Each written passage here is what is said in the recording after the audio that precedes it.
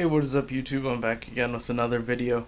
So today we're going to be taking a look at the Forest Service Red Bag, or Travel Pack, whatever you want to call it, or FSS Red Pack, as some people call it. But without further ado, let's get into the video. So here it is.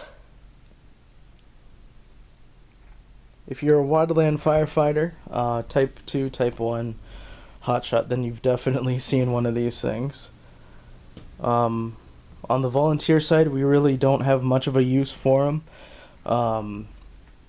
simply because we just don't go out on huge, massive interagency fires like a wildland crew does.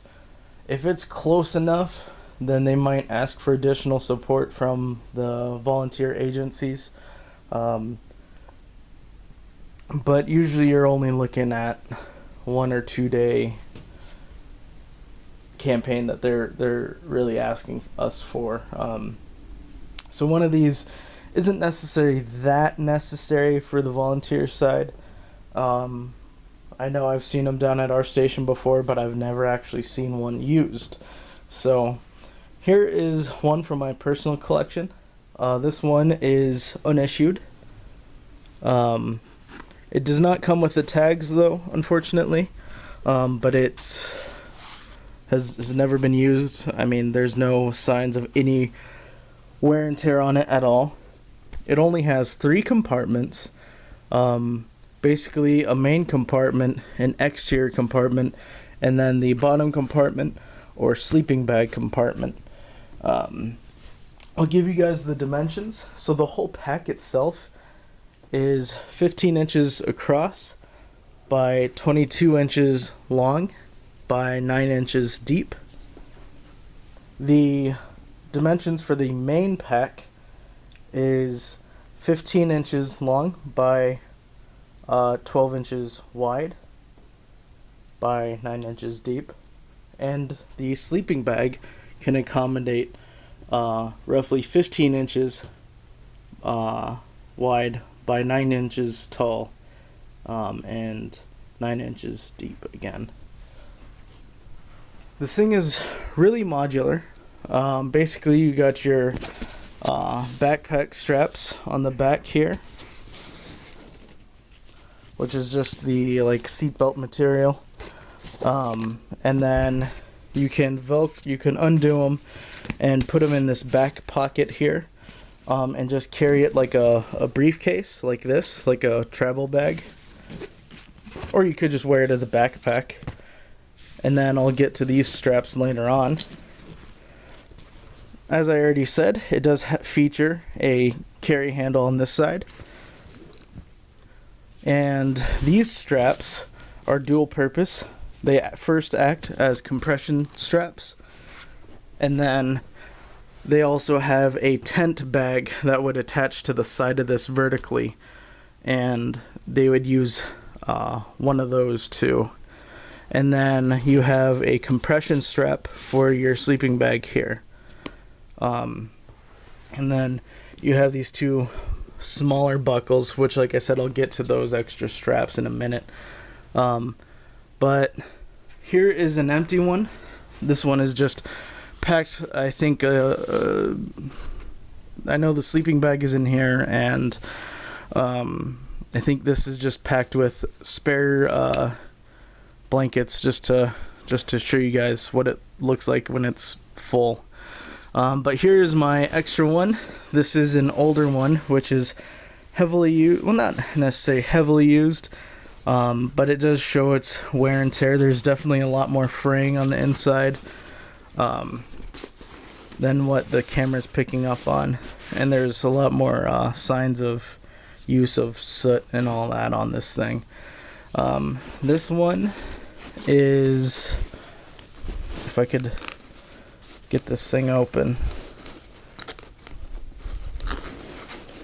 I'm trying to use one hand so I don't have to set down the camera, but I might have, oh wait, there we go. I'll show you what the tags looks like on these things. So pack personal gear is what the actual official title is for this thing. And you can see the U.S. Forest Service spec number, made by Anchor Industries Incorporated, and the national stock number. This one does not have a year on it, but considering it uses the green nylon like military Alice gear, and it has the thick FSS letters, I would say that this is probably from the early 90s, maybe late 80s. In the later 90s and earlier 2000s is when you see this thinner FSS letters come along, and that's just an easier way to tell the difference. But taking a look at this bag while it's empty, the inside of the compartment, there's nothing really special about it. It is made out of corduroy nylon and waterproofed material on the inside, and basically there's a divider between the main compartment and the sleeping bag compartment. It is not sewn. At first I thought this was cut, but compared to my unissued one, it is not sewn. So that's just how they designed it. So this is your area for... They designed this to be a 2-week campaign bag, or a 2-week travel bag. And so this is where your clothes, toiletries, and other items would go. Of course, on the bottom, like I already stated, you got your sleeping bag, and then this compartment is for items that you might want readily access available to. Maybe snacks, cell phone charger, pain pills, anything that you might want at a quicker, easier access to. So like I said, the older ones use the green straps. The newer ones use black. There's honestly not much to them other than, like I said, the 3 compartments. But what I was getting back to about being so modular is that you have these act as compression straps, and then you can attach a tent bag too, which I don't have one of those, unfortunately, but I do have a photo of one. And this photo comes directly from the USDA Forest Service website, so you can kind of see how it attaches.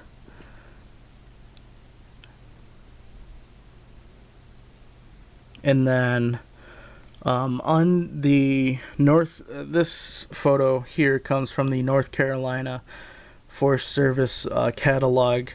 You can see that the tent bag is no longer available, so I'm assuming they've discontinued this. And this is the new style FSS bag, which doesn't actually say FSS anymore. It says like NFS or something like that. Just another acronym, but as you can see, it's changed up a little bit, but you're more likely to run across this style. And then they also have discontinued the classic yellow packs, it looks like. And then down here is the newer style. So, like I said, they've designed this to be, you should be able to live out of this thing for 2 weeks. Just like with any of my pack reviews, people always ask if there's a packing list, and the National Fire Interagency Center does give on their website a recommended packing list for this pack. However, depending on what your crew is, type 1, type 2, hot shot, typically your job on the crew, you're going to have an SOP or SOG, standing operating procedures or guidelines, which should tell you what to pack in here. So I'm going to give that list to you guys in the description below, but understand that in a real world situation, you're more than likely going to get a packing list from your specific agency based on your job and your guys' type. One last feature to explain what these small buckles are, because many people don't know, or these extra straps that are just velcroed up, is that they actually designed this so that you could attach your old FSS. So this was your fireline pack back in the day, before they had the lower lumbar style. And basically you attach it here, which I'll see if I could get this with one hand. I doubt it, but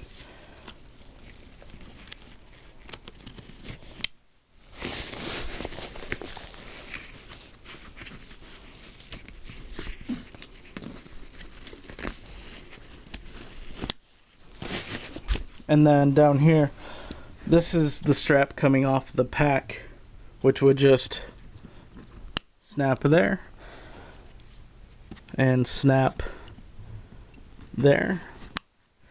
And that's what those extra straps were designed for. So you have your travel bag, your actual firefighter pack, and your tent.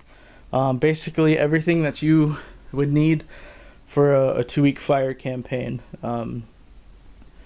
Some of these, the extra straps are cut off of, and that's, I mean, I would just leave them on there, but it's fine. I mean, like I said, they don't even use these yellow packs anymore anyways, but just a neat feature that they really thought of everything when they designed this pack. And if you're getting into the wildland fire service, and some of this stuff is an issue to you, then I would recommend trying to pick one of these things up then.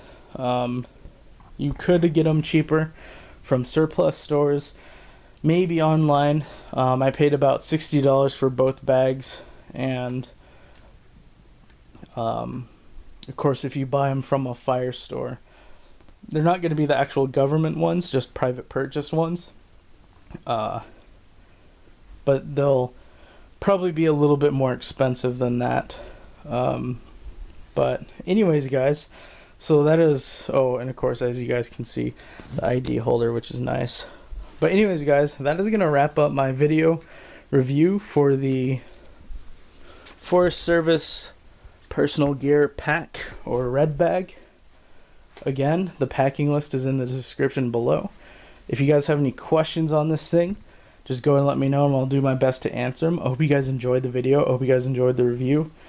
If you guys have, like I said, if you guys already have any questions, just go and let me know, and I'll try my best to answer them. And as always, have a nice day.